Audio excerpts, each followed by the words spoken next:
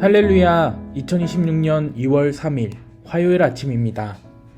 성도들에게 찾아가는 말씀, 오늘은 사무엘상 16장의 말씀을 함께 묵상합니다.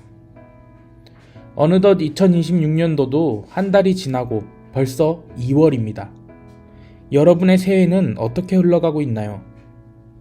교회 안에서 2월은 교회 공동체로서는 참 감사하고 기쁜 달인 것 같습니다.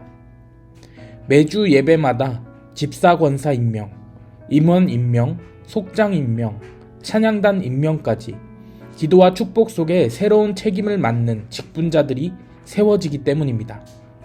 이 임명의 시간은 축복과 동시에 어쩌면 우리의 마음을 비추는 시간이기도 한 것 같습니다.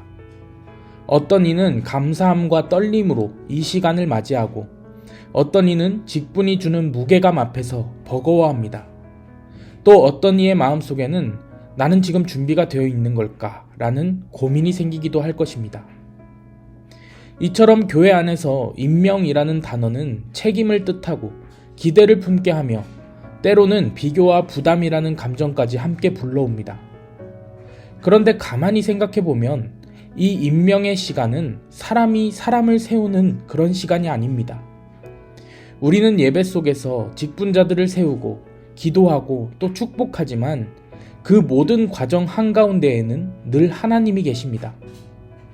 교회의 임명은 언제나 하나님 앞에서 이루어지기 때문입니다. 그렇다면 하나님은 어떤 사람을 어떤 기준에서 어떻게 세우시는 것일까요? 오늘 우리가 함께 묵상하게 될 사무엘상 16장이 바로 한 사람의 임명을 조명합니다. 그리고 그 한 사람의 임명 이야기를 넘어서 하나님이 사람을 세우실 때 어떤 것을 먼저 보시는지를 분명하게 보여줍니다.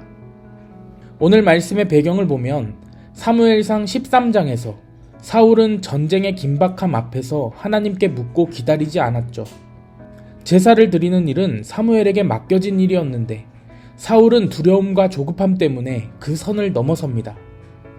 상황이 급하다는 이유로 하나님 앞에서의 순서를 바꿔버린 것입니다. 그리고 사무엘은 이 사건을 통해 왕권이 오래 가지 못할 것이라고 단호하게 말합니다. 하나님이 이미 마음에 맞는 사람을 찾으셨다고 말씀하셨기 때문입니다. 이어서 사무엘상 15장에서는 사무엘의 예언이 더욱더 분명해집니다. 하나님은 아말렉을 진멸하라 라는 명령을 주셨는데 사울은 자기 판단을 섞습니다. 가장 좋은 것들을 남겨두고 사람들의 눈에 괜찮아 보이는 방식으로 불순종의 가면을 쓴 순종을 합니다. 그 결과 사무엘의 입에서 그 유명한 말, 순종이 제사보다 낫다라는 말이 나옵니다. 사울의 문제는 하나님의 말씀을 자기 방식으로 바꾸어 그럴듯한 순종을 만들었다는 데 있었습니다. 이러한 문제들이 있었음에도 사실 사울은 곧바로 왕자에서 내려오지 않습니다. 왕의 자리는 여전히 제도적으로 유지됩니다. 백성의 눈에도 나라의 체제 안에서도 그는 여전히 왕입니다. 그래서 겉으로 보기에는 아무 일도 일어나지 않는 것처럼 보입니다. 바로 이러한 배경에서 사무엘상 16장이 시작됩니다. 이제 하나님은 사무엘을 베들레헴 이새의 집으로 보내십니다. 이새의 아들들이 하나씩 사무엘 앞을 지나가자 장남 엘리압을 본 사무엘은 그의 외모와 체격을 보며 자연스럽게 확신이 생깁니다. 그러나 하나님께서 계획한 사람은 아니었죠. 사람의 눈이 먼저 반응하는 기준과 하나님이 바라보시는 기준 사이에는 분명한 차이가 있었습니다. 사무엘은 경험 많은 하나님의 사람이었지만 그 역시 사람의 방식에서 자유롭지 않았다는 것을 보여주는 그러한 대목입니다. 계속해서 아들들은 7째까지 모두 지나갔습니다. 그러나 하나님은 누구에게도 이 사람이다 라고 말씀하지 않으십니다. 그리고 그때 사무엘이 이새에게 아직 남은 아들이 없습니까? 라고 묻습니다. 이새는 그제야 막내를 떠올립니다. 들판에서 양을 치고 있던 아들, 이 자리에는 초대조차 받지 못했던 다윗입니다. 그는 아무도 보지 않는 자리에서 양을 지키고 양들의 위험을 막고 주어진 책임을 감당하며 하루를 보내고 있었습니다. 박수도 받지 못하고 인정도 받지 못하는 그런 일이었지만 다윗은 자신에게 맡겨진 그 자리를 가볍게 여기지 않았습니다. 그리고 하나님은 그가 서 있던 그 자리와 그의 태도를 보십니다. 사람들이 보지 않는 들판에서의 시간, 주목받지 않는 자리에서의 태도, 그 일상을 하나님은 이미 보고 계셨습니다. 그래서 다윗이 그 자리에 불려 나온 것은 이미 오래전부터 살피고 계셨던 그의 삶에 대한 하나님의 부르심이었습니다. 하나님은 다윗을 그 자리로 데려오시고 그제야 사무엘에게 이 사람이라고 말씀하십니다. 다윗 또한 기름 부음을 받았다고 해서 그 자리에서 즉시 왕이 되지는 않았습니다. 다윗은 다시 일상으로, 양을 치던 그 자리로, 여전히 눈에 띄지 않는 삶의 자리로 돌아갑니다. 하나님은 사람을 세우실 때 자리를 먼저 주지 않으신다라는 것입니다. 하나님께서는 먼저 일상 속에서 마음을 준비시키십니다. 다윗은 왕의 자리를 받기 전에 자신도 모르게 왕의 마음을 삶 속에서 배우고 있었습니다. 아무도 보지 않는 자리에서 맡겨진 것을 끝까지 책임지는 마음, 자신의 일이 크지 않아 보여도 성실하게 감당하는 태도, 그 마음이 먼저 자라나고 있었습니다.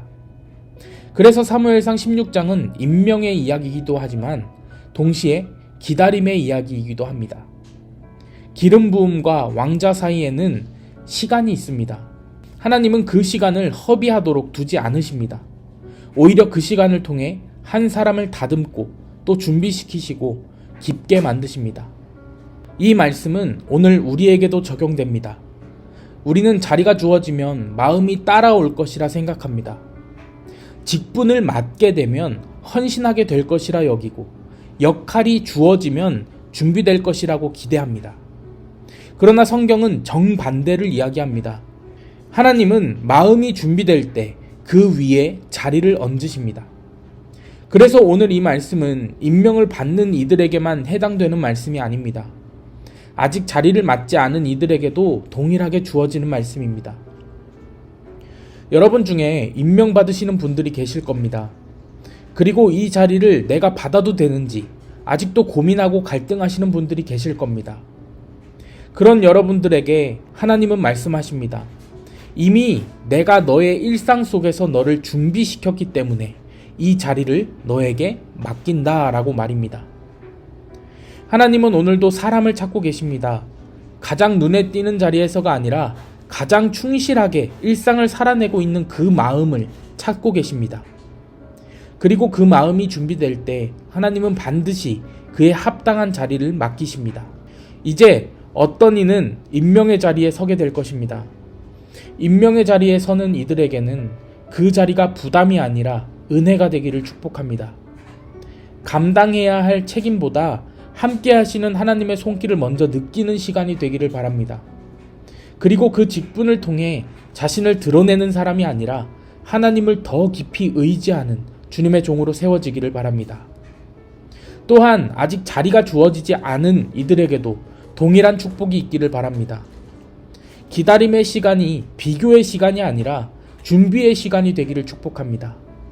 지금 서 있는 자리가 작아 보일지라도 그 자리에서 살아내는 하루하루가 하나님 앞에서는 결코 가볍지 않다는 사실을 잊지 않기 바랍니다. 하나님께서 여러분의 들판을, 여러분의 태도를, 여러분의 마음을 이미 보고 계신다라는 확신 안에 살아가기를 소망합니다.